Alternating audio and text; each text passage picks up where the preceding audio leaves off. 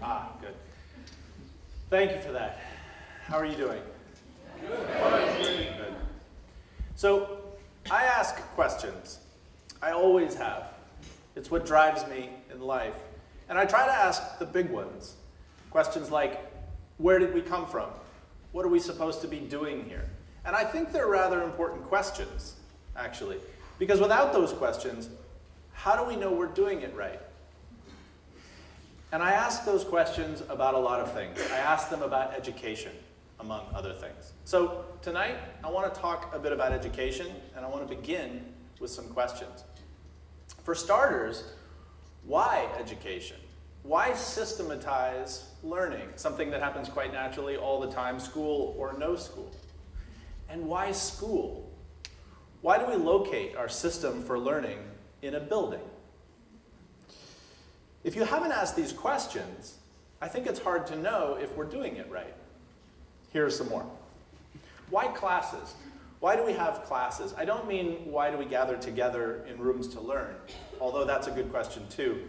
I mean, why do we coalesce a set of skills and concepts around a single topic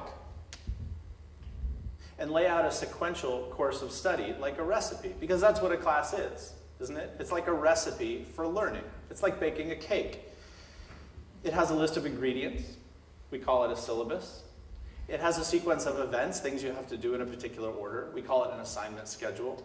And it even has an expected outcome. It serves 18. But why is that our model for learning?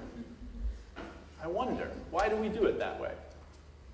And why tests? Why the sit-down, pencil and paper, short answer, or multiple choice test that we've all taken so many times? Why measure the value of what we know and what we can do by doing something later life doesn't value and we won't be asked to do again? Outside of the DMV, perhaps.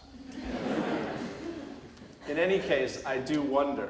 And there are plenty of questions to be asked about schooling.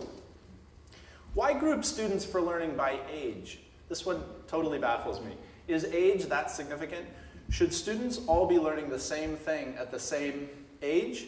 Should students all be learning the same thing? There's a question. What we know about human beings is that they're wonderfully differentiated, each in possession of a unique set of skills, talents, challenges, strengths. Different things become relevant at different times. So why do we group them all by age and have them all doing the same thing at the same time? I wonder. Here's another question. If high school didn't exist, if we didn't already know what it looked like, what would we create to serve the purpose? And what is the purpose of high school education? What is it for? I believe the purpose of education is to assist the individual in reaching their highest potential in community with others and in service to the common good. For me, that's what it comes down to. Individual potential, living with others, and the common good. Okay, so if that's it, we can ask, are we doing it right? And why are we doing it the way we're doing it? It turns out there are some answers. Before about 150 years ago, there was no one common system of what would come to be known as public education in this country. State-funded, relatively open schooling for all didn't exist before about 1860. People did not go to school then the way they do now. At that time, cities were growing, urban population was expanding, and a group of people, politicians, business types, and some educators, got together to create a system that would prepare almost everyone, can you still hear me? Yeah. That would prepare almost everyone for citizenship in an increasingly industrialized society. What they came up with was the foundation of American public education, and it had a very specific purpose: to meet the needs of an emerging industrial economy and a consumer-based society. Industrialization. Am I talking about factories? Yes, factories. Production facilities for products for mass markets. Consumerism. Do I mean buying things? Yes, buying things. Acquisition of tangible goods beyond what is necessary for everyday life. And am I suggesting that we've all been convinced to buy things we don't really need and it's related to schooling? In fact, I am. Think shoes for a minute. How many pairs of shoes do you own? Personally, I own many. The fact is, one pair of shoes can get me to work, to school, up the mountain, out to dinner, dancing, whatever I need. And yet, I own shoes. Dozens of shoes. I own shoes I never wear. Have you ever wondered about that? Where did all these shoes come from, and how did we become convinced to buy them? I have said that the industrial influence on our system of education was profound. If you wanted to profit from an emerging industrial economy, you needed two things. You needed the ability to produce products, and you needed people to want to buy those products. How did you get that? You educated for it. You created a system that conditioned people to want more than they have, consumers. And if you want to think about how your schooling has been like a consumer economy, just ask yourself, who was selling what to whom, and what was the price? But as a rising industrialist, you also needed people to work the factories, and it is tough work on an assembly line. Long hours, in rows and columns, doing repetitive tasks, mostly alone, with strict time limits, deferring gratification, and producing products that are subject to evaluation by standardized measures of quality.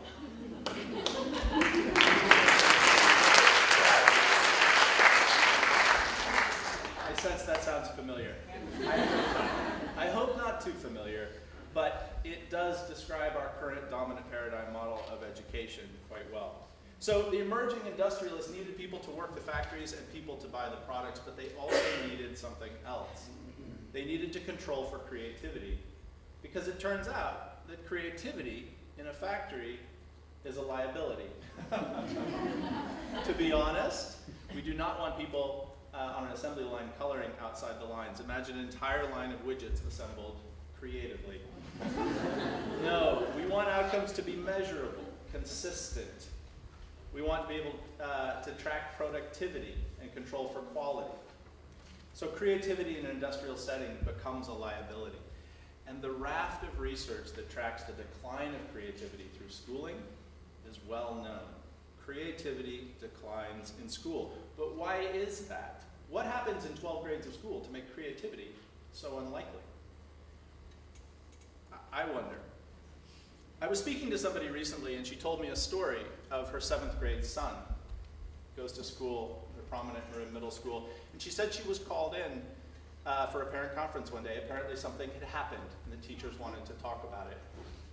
So she went, and as she tells it, the science teacher's chief complaint was that her son had been singing in class. Now, singing could be understandable, right? This could be disruptive on a test or silent reading period as an outburst. Singing could be disruptive, but it wasn't that. They were doing a lab, conducting an experiment, working in small groups, and apparently there was quite a bit of activity and chatter in the room already. But she was given to understand, in no uncertain terms, that this constituted unacceptable behavior. Singing was not called for on the lab instructions, was it? And I don't tell this story to out these teachers. I tell it to illustrate something about the system and what the system values as worthy evidence of student performance. The fact of the matter is that singing may well have been a sign of engagement, right? The mother was so convinced. Her son has been called exceptionally curious, right? He's generally an A student, she said, fully engaged. But nowhere on the plan did it call for singing, and singing is not typically a part of learning, is it? And it's not on the rubric. So singing becomes, by definition, out of bounds. The point, I think, is what our system can't predict, it can't tolerate. But you know, things have changed around here lately. The economy is no longer simply industrial, it's post-industrial, unto informational. We accept the idea that anything that can be automated will be. And why will anything that can be automated be automated? Because machines are programmable, they're controllable, they're predictable, and people are not. People are creative, and they don't do those jobs very well. So manufacturing jobs in this country are in decline. We have a system of education in this country that prepares people for jobs for which they are not well suited and which are increasingly unavailable. At the same time, our most innovative companies have recognized the value of human creativity in the workplace. I recently heard that Apple's motto is, if you want to be managed, you're not employable. If you want to be managed, you're not employable. It's an interesting idea, isn't it? There was a time when being told what to do was a part of being employed, but not so much anymore. I had an interaction with a student a few years ago that illustrates the point here. We were beginning the process of writing an essay, a literary analysis, and I had just finished a lesson on thesis statements and presented a process by which students were to create a thesis statement out of questions that they actually had, real questions from real students about the text. My argument was, and still is, actually, that powerful thesis statements come from good questions. And if you're going to write the essay, they better be your questions. At the end of class, one of my students approached me, and she was visibly concerned, in fact, on the verge of frustrated tears. So we talked, and at one point she said, all of my other teachers have simply told me what to write, and I have written it, and I'm good at that, she said. This is what she wanted me to know. But you're not telling us what to write. And I said, that's right. I can coach you on style and form. I can give you strategies for diction and syntax, idea generation. I can help you understand the text. But I can't ask your questions for you. And I can't tell you what to write. The point is, if you want to be told what to write, if you want to be managed, you're going to find it hard to find a job that's creative or innovative or part of positive change for the future. You know, Google, I hear, has a 20% rule. That is, one day a week, 20% of the time, employees can work on self-directed, self-chosen creative projects of their own. People work alone, in pairs, in groups, and many of these things don't go anywhere. They fail, fizzle out. But some of them do, and Google trusts this. Google Earth came out of their 20% rule. Did you know that? It was somebody's independent study project. Google, like other companies in the business of creativity and innovation, has figured out that good new ideas come from people pursuing answers to their own questions and feeling the freedom to fail without penalty. So, the 20% rule. Why not a 20% rule in schools? I wonder. One day a week, students can learn whatever they want.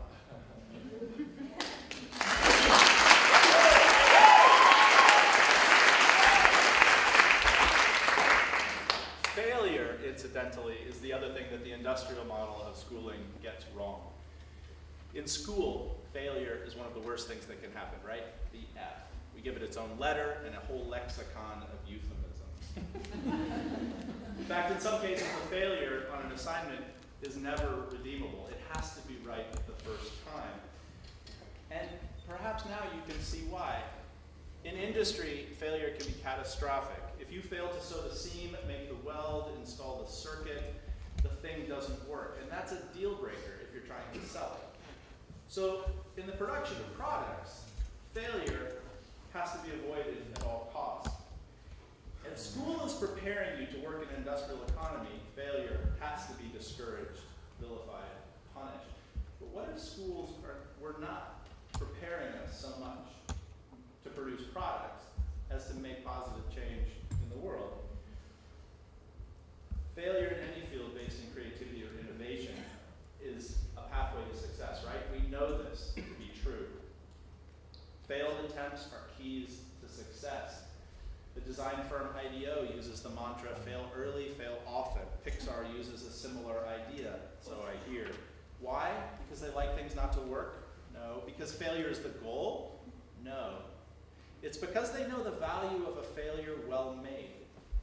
It's because they know innovation depends on repeated attempts, and they know that creativity requires feeling the freedom to fail.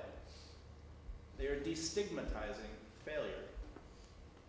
If schools are preparing students for a job market that is not about working in a factory and is about innovation and creativity, then we need to be teaching our kids to fail early and often and to learn from their mistakes.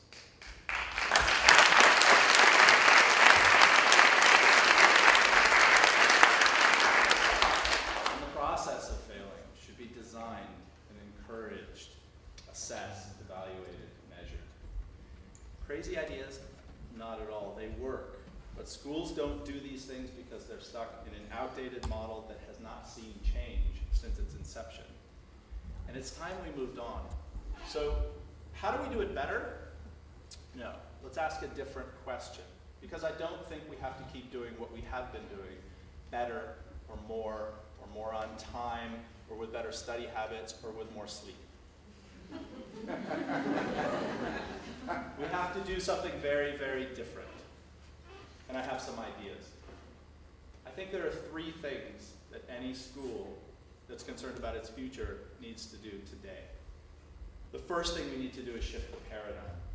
The curriculum is no longer ours, and we have to stop thinking of schools as delivery systems for information. Every one of us carries the entire internet in our pockets, and content is not what we're selling anymore. The curriculum is free and available to anyone with a connection. So educators need to shift their thinking and their self-conception from deliverers of content to facilitators of learning. Step number 1, we have to begin to see ourselves as educational choreographers, or what some have called learning ecologists, and not taskmasters in the delivery of content. The second thing we have to do is personalize education. We have to stop telling kids what to learn as if we knew what would be useful 5 years from now. We don't. We have to start asking different questions. What do you want to learn? What will be your process? What will success look like for you? And how will we measure that? We have to involve kids much more deeply in defining and determining their own learning pathways. And we have to help kids identify their interests and develop them into passions so that they can lead lives of fulfillment and joy at the intersection of what they're good at and what they find valuable. Step number 2 is to move from standardized curriculum to personalized learning. And finally, we have to take the concept of relevance much more seriously. Kids should be learning in the real world, working on actual problems that actual people face. And they should feel the relevance of their learning and the impact it has on people's lives. Students should be presenting their understandings in front of actual audiences, real audiences of people from the community, their teachers as well as people that they don't already know. Because a pencil and paper test does not measure the kind of learning that is valued by the world we're preparing them to change and to heal. But a performance of understanding in front of an audience of people they don't already know does. So step number 3, abolish pencil and paper tests and move towards performance assessments in real world projects.